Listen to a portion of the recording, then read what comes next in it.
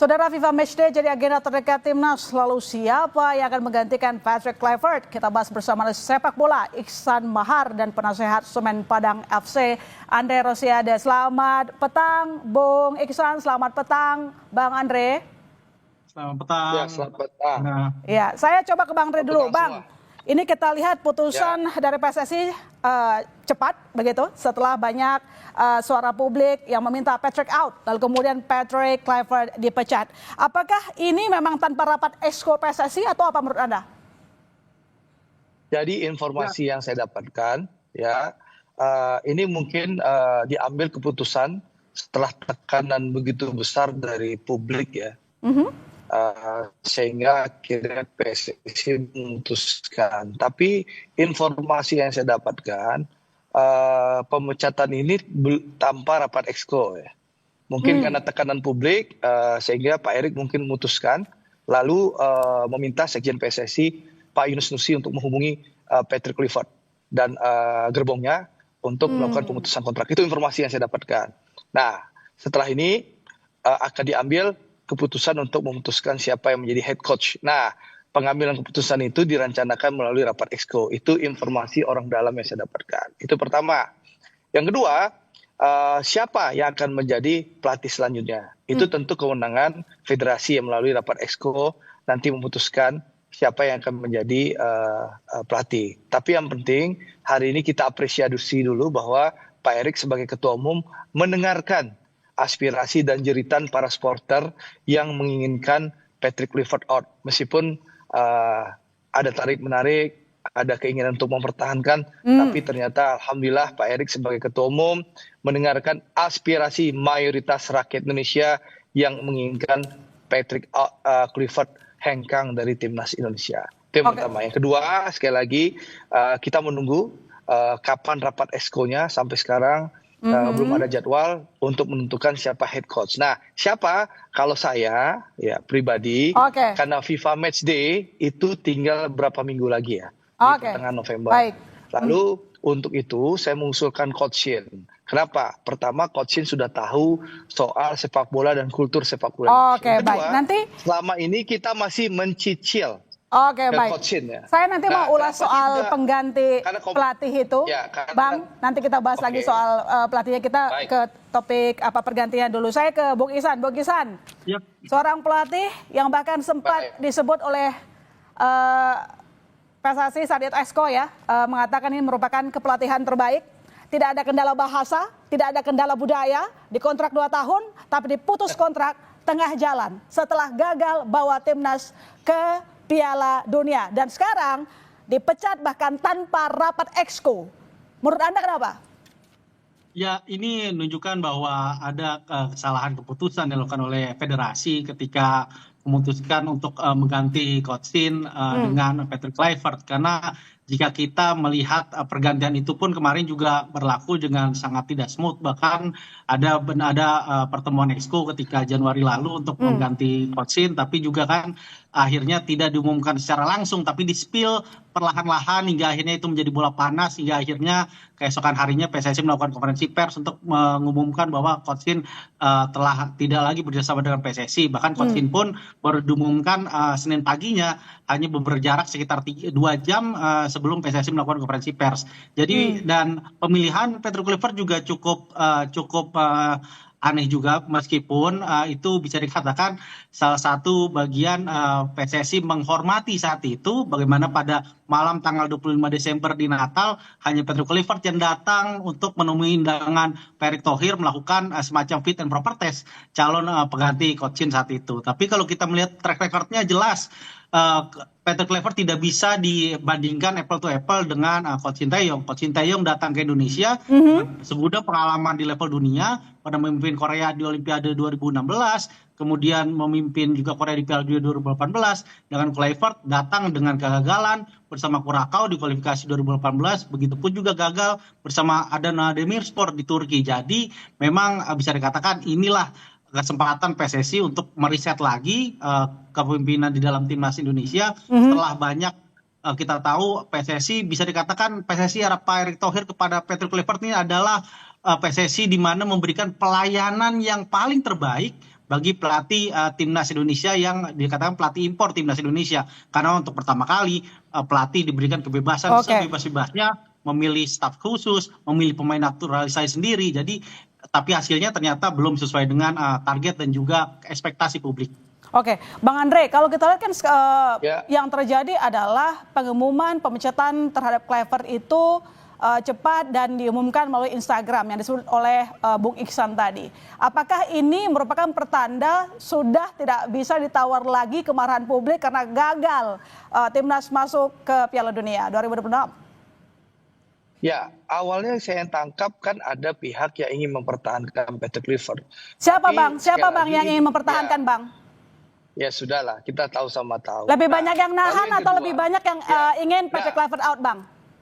Ya, kalau saya tangkap suasana kebatinan waktu itu mayoritas exco menginginkan Patrick Kluivert out. Tapi ada pihak yang ingin mempertahankan. Tapi melihat bola salju, tsunami, air bah yang begitu besar dari supporter Indonesia yang menginginkan Patrick Kluivert out, akhirnya tentu tidak bisa ditahan. Akhirnya tanpa rapat exco pun ketua umum melalui Instagram federasi mengumumkan pemecatan Patrick Kluivert. Saya rasa ini menunjukkan Pak Erik sangat paham ya keinginan masyarakat, ya meskipun agak terlambat tentu patut kita apresiasi bahwa beliau mengikuti arus besar yang menginginkan Patrick Kluivert out. Apalagi sih mau dipertahankan ya, seorang Patrick Kluivert sudah gagal, lalu tidak punya etika, lalu seperti pelatih Tarkam hanya datang di saat pertandingan mau ada, gitu loh. Jadi sehingga saya rasa alasan untuk mempertahankan tidak ada lagi. Nah, alhamdulillah sudah diumumkan, tentu kita apresiasi. Nah, tinggal sekarang kita menunggu nih kapan rapat exco dan harapannya harus cepat karena apa? Karena FIFA Matchday sudah di depan mata. Itu yang kita tunggu. Kita lagi tunggu Bang nanti siapa penggantinya. Kalau tadi Abang mengatakan Sinteyong, apakah memungkinkan Sinteyong akan kembali dan Sinteyong mau untuk melatih Indonesia? Nanti kita bahas lagi tetap bersama kami saudara di Kompas Petang. Ya, kita lanjutkan dialog kita dan di segmen ini telah bergabung bersama kita ada Jong Sokso atau Coach JJ. Selamat petang, Coach JJ.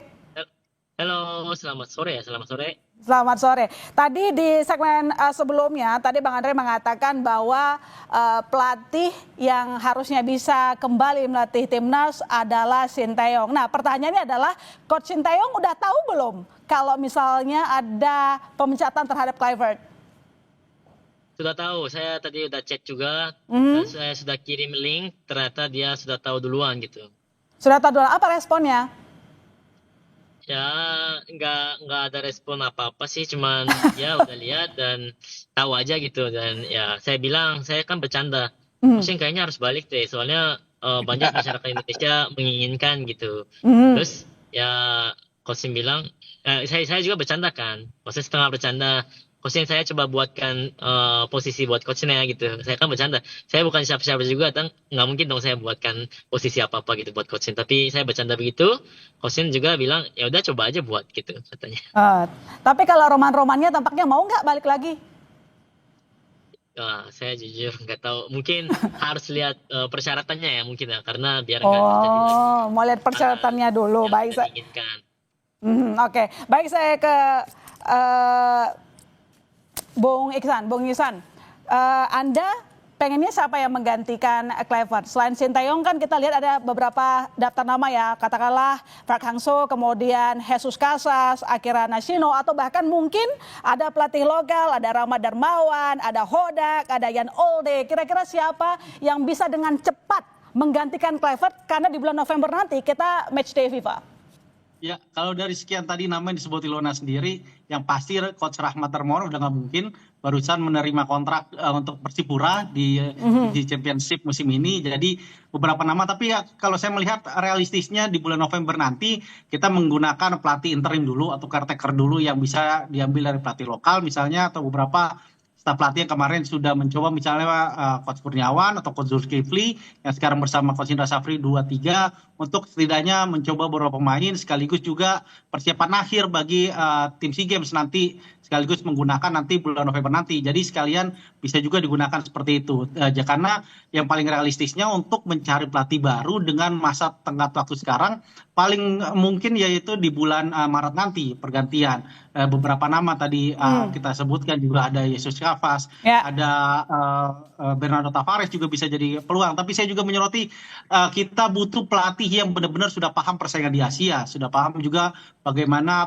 Kalau yang udah paham Asia itu biasanya ada Park Hang-seo, dia di pelatih Vietnam, dia semifinal Asian Games tembus, runner up Piala Asia U23 juga tembus. Jadi Anda lebih milih itu?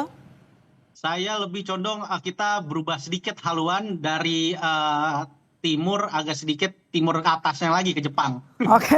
Misalkan yang sekarang juga pelatih tim U23 Jepang juga pernah juara tim U23 Asia. Jadi ada peluang itu. Begitupun juga saya juga bisa menyoroti salah satunya mantan pelatih timnas Qatar yang bawa Qatar juara Piala Asia pertama, Felix Sanchez. Dia juga pernah juga menjadi direktur film Asia dan juga di Aspire Academy Doha. Jadi dia punya juga nggak cuma bisa melatih pemain-pemain diaspora, tapi juga bisa membangun kultur sepak bola lokal dengan pembinaan yang baik.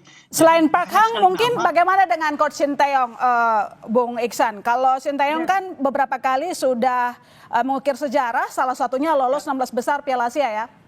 Ya, tentu Coach Shin juga seharusnya menjadi salah satu pertimbangan.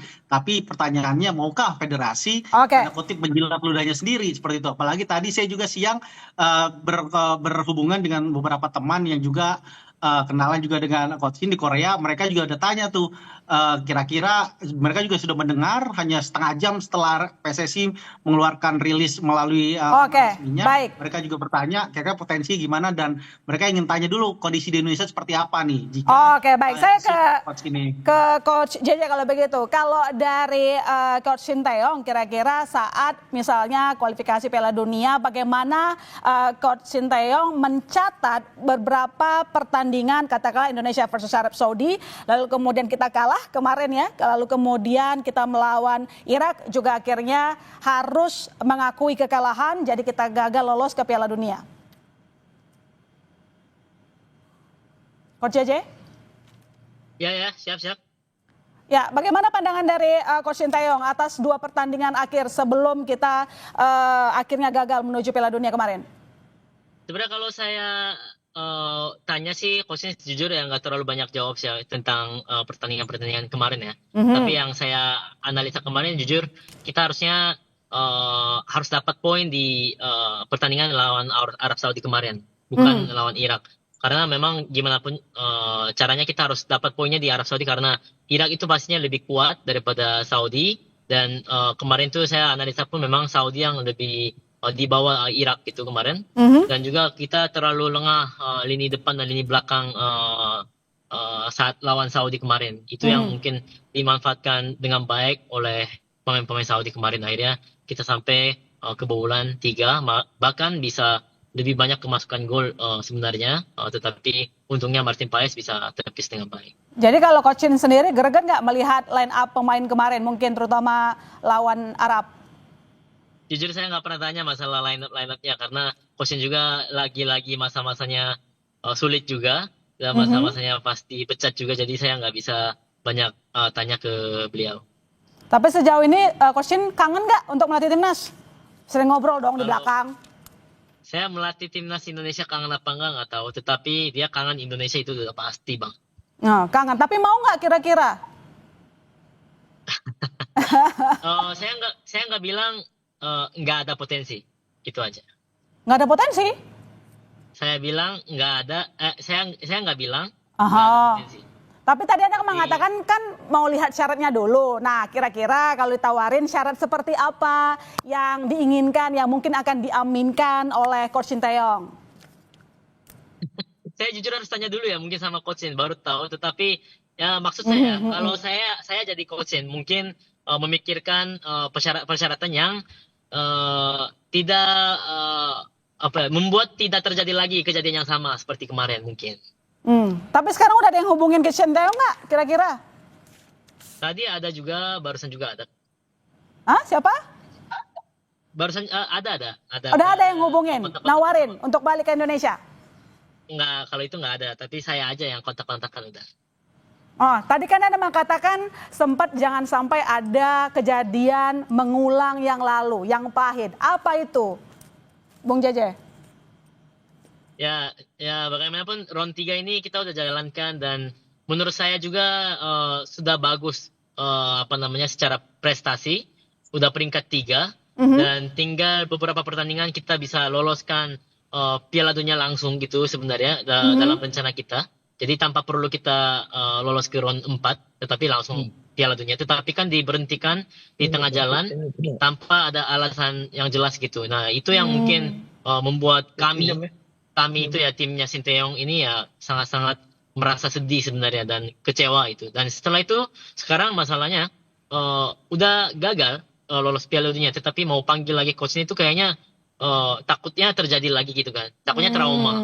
Jadi mungkin itu yang harus dibuat sebagai pengalaman aja gitu, maksudnya biar nggak terjadi lagi. Iya, oke. Nggak diulangi lagi gitu kejadian yang sama. Ya, Bang Andre, itu jawaban dari Coach JJ. Ada pengalaman yang tidak mengenakan, trauma, diputus di tengah jalan kontraknya. Jadi kalau disuruh balik ke Indonesia, kok tampaknya belum ada kepastian. Jadi kira-kira sebesar apa peluang Sinteyong akan mau kembali melatih timnas, Bang Andre? Ya, pertama Indonesia punya pengalaman CLBK, ya. Dulu Beni Dolo pernah dipecat, lalu diangkat lagi jadi pelatih timnas. Alfred Riedel juga pernah dipecat, diangkat lagi. Ivan Kolev juga pernah dipecat, diangkat lagi jadi pelatih timnas. Jadi sudah punya pengalaman 3 kali CLBK ya. Dan CLBK ini kan hal yang lumrah di dalam dunia sepak bola. Pelatih Arab Saudi yang mengalahkan kita juga dulu pernah dipecat Saudi, lalu diminta menggantikan Roberto Mancini dan meloloskan Saudi ke Piala Dunia. Carlo Ancelotti juga pernah dipecat di Real Madrid, balik ke Real Madrid juga berprestasi. Jadi pertama tidak ada yang tidak mungkin. Bisa saja coach ini diputuskan oleh rapat exco ke depan untuk bisa menjadi pelatih timnas. Jadi tidak ada yang tidak mungkin. Itu pertama. Yang kedua, apa keuntungan kita mengambil coachin? Yang kedua, karena pertama FIFA Matchday ini sudah di depan mata. Ya, kita butuh pelatih yang paham untuk sepak bola Indonesia dan tahu pemain Indonesia dan peta persaingan di Asia sehingga langsung bisa bekerja ya tanpa perlu lagi ada penyesuaian. Lalu hitung-hitungan ekonomi. Sampai saat ini kita kan masih nyicil tuh sama coachin kompensasi.